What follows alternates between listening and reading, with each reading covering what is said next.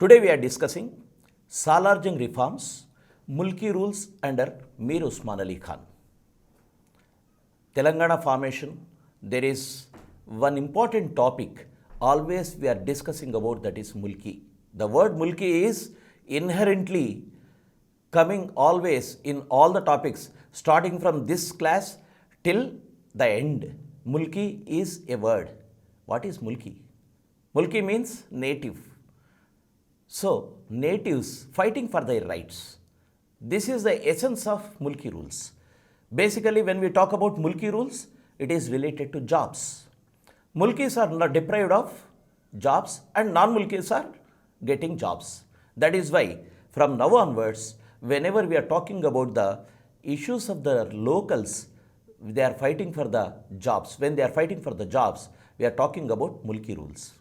Not only now, then we'll see from SALARJUNG period to 14F, we fought for the issue of employment in Hyderabad. That is, it should not become free zone. Every time it is employment which is the crucial issue, which is making the agitation begin, grow and explode into a bigger movement. That is what the power of employment is. For jobs, for want of jobs, people fought. And MULKI rules are the rules which are providing the rights for the locals or natives, or as MULKI means in Urdu, Deshi, ante ye desham. Mulk is the country. MULKI means the countrymen, that is locals, people of the country. This is MULKI. So in this topic, we will be discussing about the various aspects.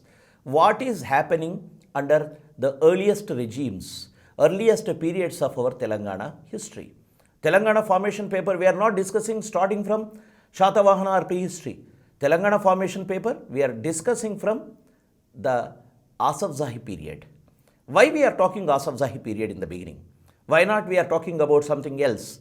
Because we are dealing with the issues and problems of a modern state. What do you mean by modern state? We are talking for a separate state.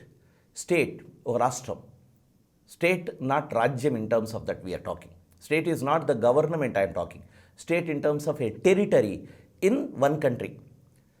A concept of a state in one country is a modern concept. In erstwhile history also you have Vihar, biggest provinces and all those things like Aharas in Shatavahana period. Ahara is a province, but now we are calling it a state. But we are not discussing about the problems of the states or the demand or rights or the people fighting for a separate statehood. But we are having it in the modern period. Why we are having such questions? It is because the modern concept of rights for the people, right of self-rule, is a democratic aspect which is getting unveiled in the latter half of 19th century, that is post 1850. Gradually modernity is creeping into the state and you are having a question of rights of the people, rights of the natives for employment. That is why when we talk about Telangana formation's paper itself is the paper about the rights of Telanganites. So here, today we are discussing about the rights of the Telangana people or the people under Hyderabad state, under Nizam rule, about employment. What were the problems, issues and the deliberations or organizations which are coming into existence? So, the first and foremost, let's see the topics which we are going to deal. Administration in Hyderabad princely state and administrative reforms of SALARJUNG and origins of the issue of MULKIs or non-MULKIs. Then second topic is employment and civil service rules under MIR OSMAN, that is the 7th Nizam. Nizam's Farman of 1919 and definition of MULKI. Establishment of Nizam's Subjects League known as the MULKI League 1935 and its significance. This is the topic we are going to deal today. So first of all, let me talk about SALARJUNG, a person who has brought modernity into Hyderabad state. What do you mean by modernity? SALARJUNG, a diwan under a feudal king, but still I am talking about the modernity.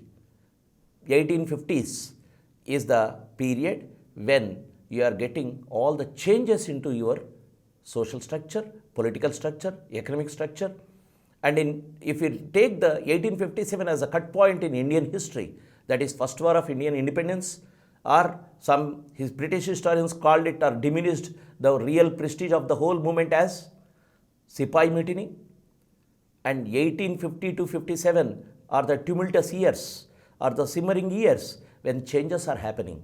During this period, SALARJUNG is becoming the Diwan of Hyderabad state. SALARJUNG original name is Mir Turab Khan. He became the Diwan, that is the Prime Minister, in 1853 and was there in power till 1883. Means 3 decades of service to Hyderabad state as the Diwan. He served under 3 Nizams. One is Nasir-ud-Dawla, Afzal-ud-Dawla, Mir Mahbub Ali Khan. And these 2 people, first people, Nasir-ud-Dawla and Afzal-ud-Dawla, these people were witnessing a great change, that is 1857. Nasir-ud-Dawla was on his deathbed when changes are happening, and Afzal-ud-Dawla is getting into the power, getting into the seat during this period. And Mir Mahbub Ali Khan was a small boy when SALARJUNG won, that is Mir Turab Ali Khan, already completed his 20 years of service in Hyderabad state. So 3 Nizams were served by SALARJUNG 1. Importance of SALARJUNG 1 in Hyderabad history is SALARJUNG has brought in reforms. When we speak of SALARJUNG reforms, why reforms? This is the question. The background of reforms, Hyderabad state was impoverished, indebted, and completely surrendered politically, economically to British company. Why? Starting from 1800, I am just briefing the background. 1800 onwards, you have this change. First, subsidiary treaty, subsidiary alliance is the treaty. With the subsidiary alliance treaty, British has established its power over Hyderabad state. Since then, lot of things were happening in Hyderabad state. I am not going into those details because that is part of the Telangana history in detail. But impoverishment of Hyderabad state became a bigger thing by 1850s. By 1850, Hyderabad state completely broke down and Nizam has to mortgage lands, jewelry to pay the salaries of the employees. That was the condition at this juncture. At the same time, not only this, the territories of Nizam like Berar, Raichur were taken away by British because of non-payment of debts. In this background, in this period, at this juncture, SALARJUNG I is becoming the Prime Minister. SALARJUNG I, nephew of erstwhile Prime Minister Diwan, that is Mir Alam, and coming from an aristocratic family, having understood the intricacies of the administration, since he served as Talukdar of Medak already, he knows how the revenue administration functions, and all these things added to his experience, and when he became the Diwan, he is the one who is bringing the reforms. These reforms has 2 edges. Reform, when we are talking about reform, this is to consolidate the state, consolidate the Nizam's state, economically, politically, administrative wise, everything is getting consolidated through reforms. For that, he has established a thorough, perfect, systematic administration structures so that the reforms can be taken up on a big scale. And these reforms, always remember, when you bring a reform, reform means a change. You are bringing reform in a field, in a particular field means it is opening up gates for change. All these reforms have opened some gates, and those gates are taking Hyderabad state into modernity. That Hyderabad state entering into a new phase till 1850s, you don't have much of the development in terms of modern things. But post 1850s, all the developments we talk about, like railways, communication, education, all these things, mining or new hospitals, all these things are coming after 1850s only. This is not in isolation. Actually, these changes are happening in tune with the British India. Outside Hyderabad state, the changes are happening. Here, the agent of change in Hyderabad state is Mir Turab Ali Khan. Some people just In an isolated way, think about SALARJUNG and says that his reforms are great. You shouldn't see anyone's reforms in isolation. These things are happening in tune with the happenings in the surrounding areas. Everything has interaction with the other. That is why, because SALARJUNG is also very close to British. Then what is happening in British India is also being taken up in Hyderabad state.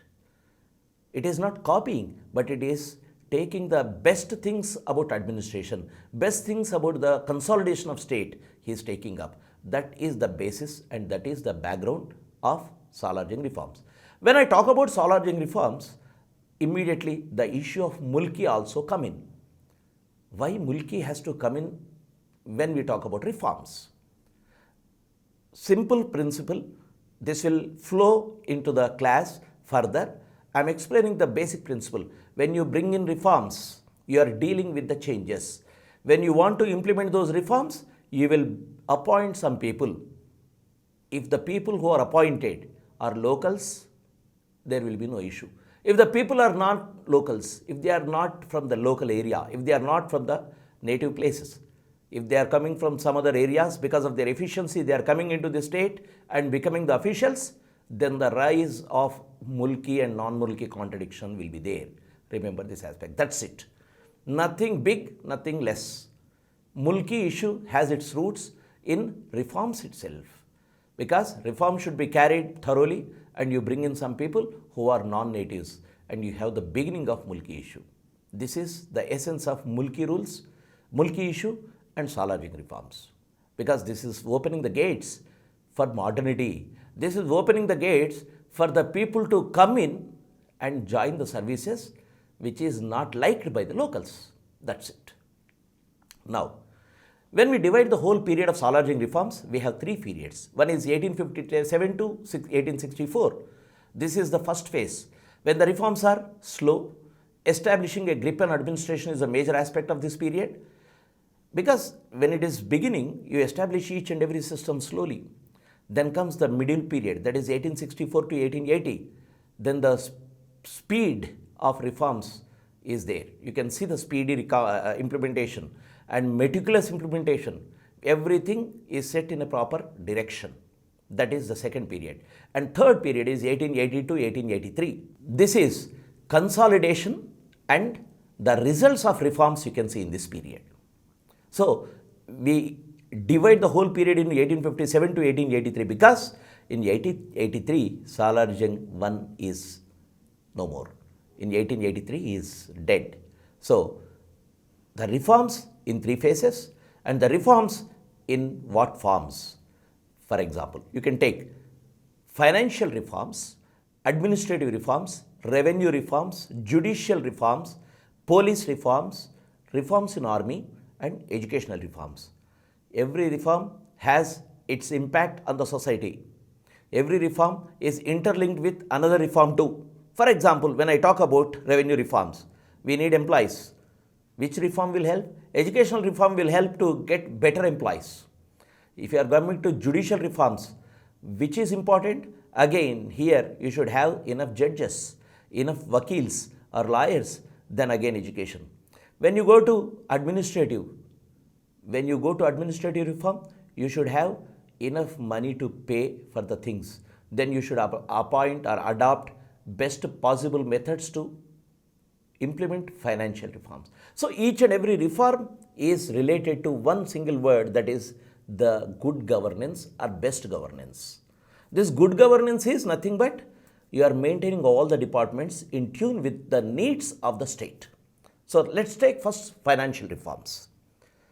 Financial reforms, any lay person, even in homes we have this basic question. If you are in deep crisis financially, what do? You lessen the expenditure and you try to improve the income. That's it. SALARJUNG did this. He minimized the expenditure. He improved the revenue. This is the basic principle. If any book or many guides are giving so big, forget about it. This is the basic principle. And take this concept and write number of points. For example, he has removed many unproductive employees. 100 or so who were unproductive. They are not working. Their salaries are mere waste. So he sacked them. And some of the employees were getting more pay than their real work. Then what he did? He has cut the salaries. Reduction of the salary, removal of employees, and lastly, but not least, actually before doing all these things, tried to prove that he is serious about reforms. He cut his salary also. Not only the other salary, his salary also he reduced. And thus, what is happening? He is showing an example that the financial situation can be made better by lessening the expenditure and improving the income. Improving the income is the other aspect. We'll talk about that in revenue section. Then reduction of number of soldiers. Post 1857, there is a big change. Number of soldiers held by Nizam state was huge compared to many other princely states. But what is happening post 1857? The threat of Marathas or any other kingdom to Hyderabad state is gone. There are no Marathas after 1857. By 1857, whatever the Peshwas or other rebels who were fighting British were completely subjugated, and Hyderabad state became a princely state, and India became the colony, direct colony of British Crown. In this background, you don't need number of soldiers. So he reduced the number of soldiers, thus lessening the burden on the exchequer. So this is financial reforms. Then comes administrative reforms. For anything, if a state has to be strong, the whole administrative structure should be strong. So he first reorganized the state. First point is reorganization of state. Reorganization means the whole state should be cut according to administrative convenience, to improve revenues, to better administration revenue, law and order, anything. That is reorganizing the whole state. For example, post Telangana formation, after 3 years, we have changed our number of districts to 31 from 10. This is what reorganization of a state is. For better administration, you have to change the structures of the districts. So, this man, SALARJUNG, has reorganized the state. And second important reform of administrative is he has appointed talukdars and subedars who were paid officers. In the original format before, all these people were not paid officers. They were jagirdars, they were feudals, they were paigas, and many officers who were taking the areas into their hands by auction. So they are collecting revenue but paying part of it because they have to pay what they have to pay. How much they collect, the king is not bothering. Nizam is not bothering. Now with the paid officers, you will have a change. We will see it in revenue administration. Then third aspect is Majlis-e-Malguzari in 1865 to protect the talukdar system, means administrative system.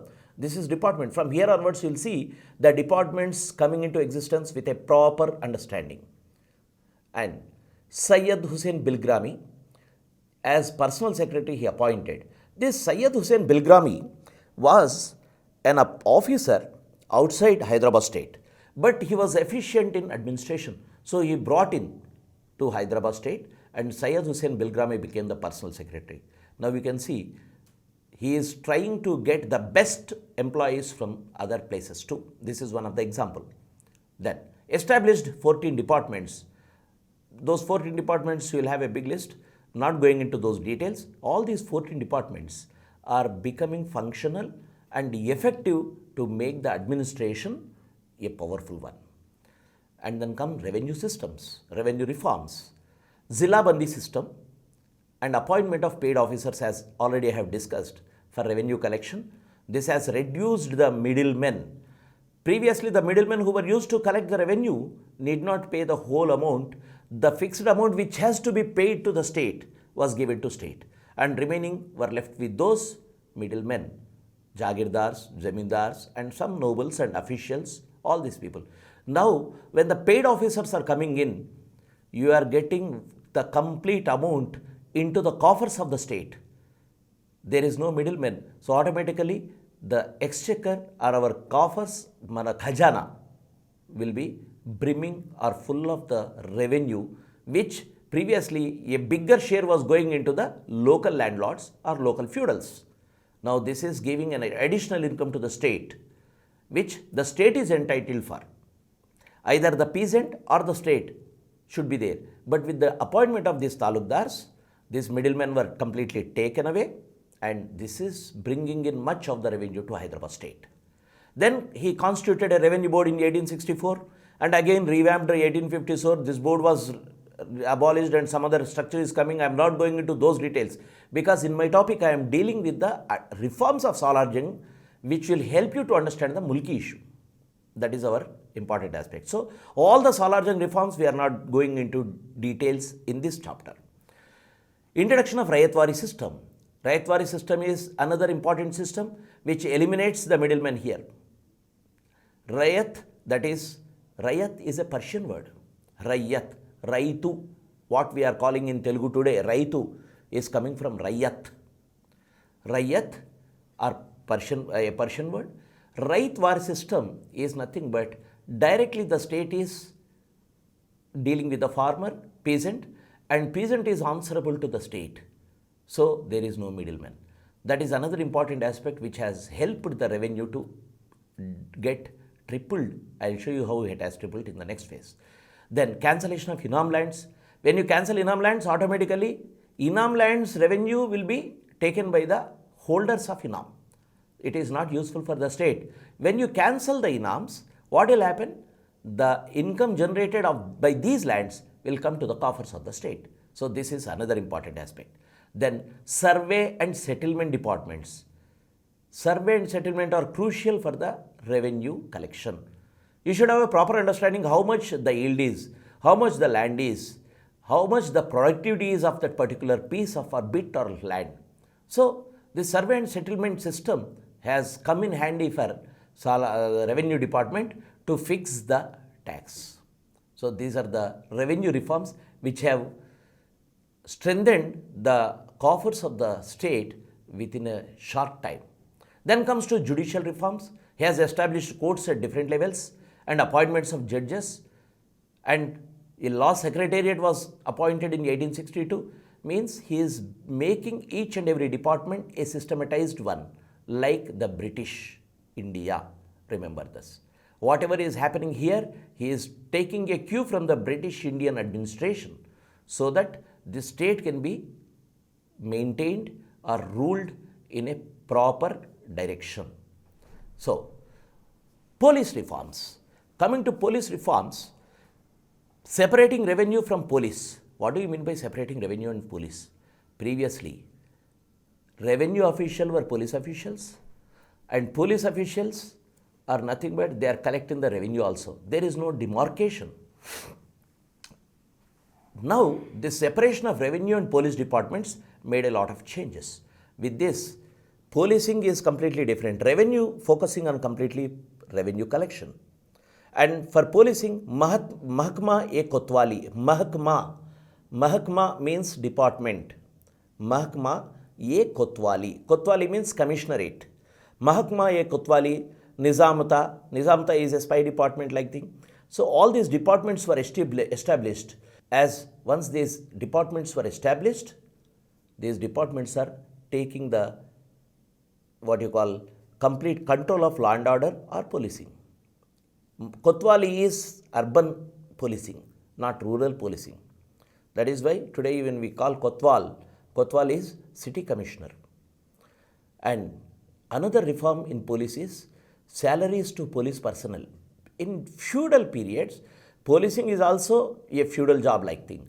They used to collect revenue and keep something for them and give remaining to the state, to the coffers of state, treasury of the state. Now they are paid officers. Since they are paid officers, they can't collect revenue. The salary they get is the income for them.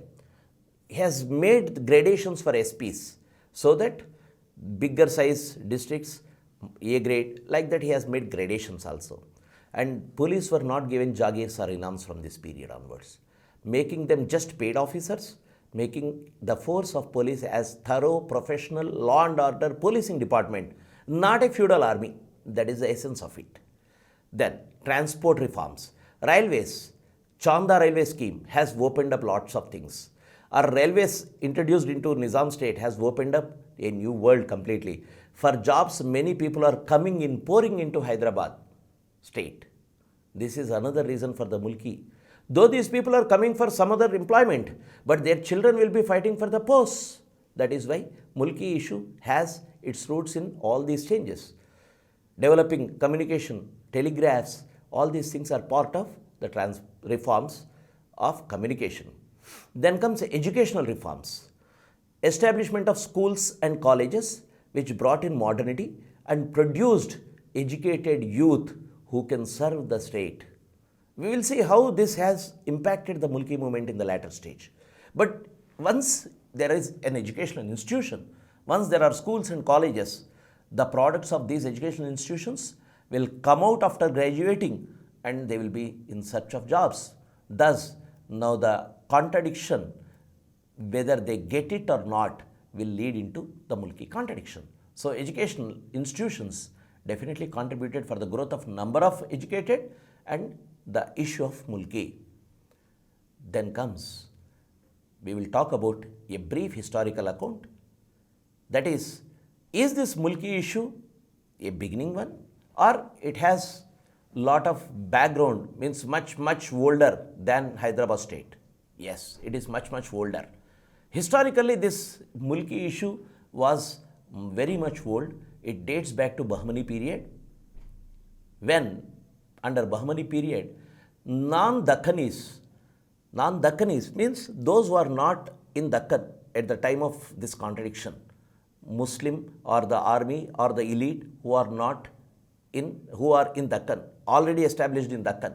This is one group. The second group was those who are coming into Dakhan just immediately when a change is there or when a king is bringing that man into his kingdom. For example, you take the case of Muhammad Gawan, who was brought into Dakhan and his seat was Bidar. A Bahmani king ordered, or he was trading with him. A trader from Persia is becoming a prime minister, and all the locals did not like it. That is why from Bahmani period itself, there is a contradiction known as mulki and non-mulki. So, mulki issue dates back to Bahmani period, but it is not directly linked with our Telangana movement, because this is of early medieval periods. And the people who are fighting for rights of mulki or non-mulki are not ordinary people. These people are fighting for their pride place in the court or army or in the administration. So they had a huge big fight, and the fight was so intense under Bahmanis that the people in Bahmani kingdom were divided, and both were doing conspiracies. When the conspirators, Dakhanis are conspirators and powerful, if they are ready to convince or if they are convinced they could convince the ruler, Afakis will be killed. If Afakis are strong, Dakhanis will be killed or retrenched. That is how the contradiction in Bahmani period itself started, and Muhammad Gawan was the victim for this contradiction. Muhammad Gawan was killed, though he was an efficient administrator, a great educationist, and his library is one of the finest of medieval periods. He brought in education into Hyderabad state. All these things are there. Still, since he was an Afaki and he was leading a group of Afakis against Dakhanis, he has to lose his life. He was hanged. So this is the history of mulkis much before, that is early medieval period under the Bahmanis. Later, we will have the contradiction flowing in Asafzahi period also.